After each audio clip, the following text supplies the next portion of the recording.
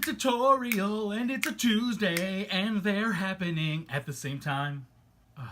They just get so good. Welcome back everybody to another Tutorial Tuesday. Today we are dealing with sampling within Logic. So let's not hesitate anymore and dive into a Logic project. Okay, so here we are.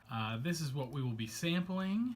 I'm gonna praise. That's all we're even going to use. I'm going to zoom way in and see where the audio starts. And we're going to clip it off right before that. If you want that little attack, we can, or we can pick it up in the middle. You kind of hear the difference. Or this. So let's say I want to use the first two words. I could cut that right there. I'm going to right click on it, convert to new sampler track. And then within here, we want to make sure it's set on regions. This will use the entire region we have if I X out of this. And now if I would do the same thing and convert to new sampler, regions would mean it's going to take each of those separately. Transient markers means it's going to analyze it itself and it's going to pick all the spots, but I don't want that. I've already picked the spots I want it to sample. You can change the name if you want. One-shot zones means if you hit it, it'll play the whole thing regardless. And then here we can pick our trigger notes. So I have it set on a C3. You can really pick wherever you want it to go and it will automatically assign each following sample chromatically up.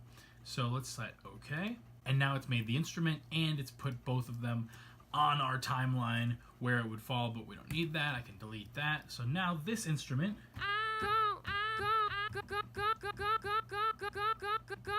pretty dope. Even just on its own, now we can play this.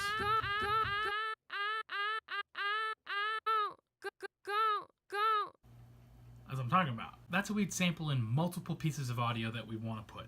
Let's say we want to take just one of them and we want to pitch it all the way around the keyboard so I can play it like it's an instrument. So here we have just that one piece of audio we wanted.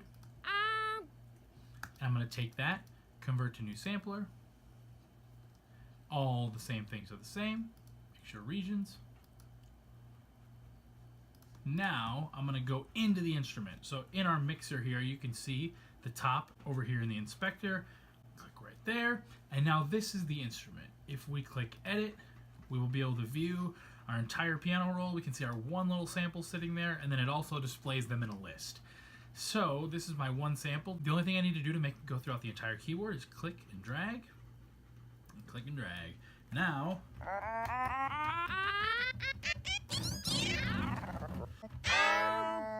the only problem with this is it's not going to match any of my other instruments unless I happen to pick a sample that was actually a C that landed right there. So let's check what pitch this actually is. So that's an A. So what I want to do is I want to go into the instrument and under coarse, which is our coarse pitch shifting. Here we have the fine one. You can do sense. And here you have the coarse, which is full half steps. So I want to transpose this. Is a sounding A and I'm pushing a C. So I want to push the C and hear a C. You can do a little bit of math if you know the music theory, or you can just click around on the piano and keep moving it up and down until you know this matches the here. Now if I play notes,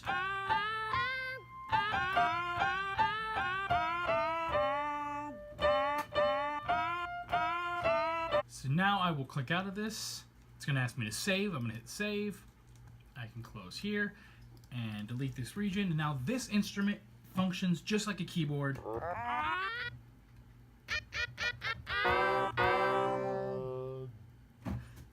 Kind of funky. I would probably use it as an individual instrument.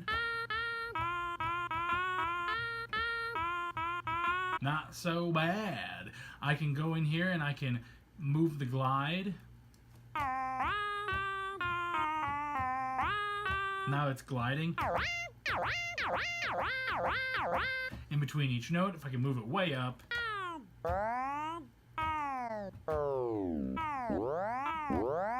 Little crazy. If I bring the glide back down to some more reasonable, now it's just going to add that little bit of a sort of sci-fi synth scoop.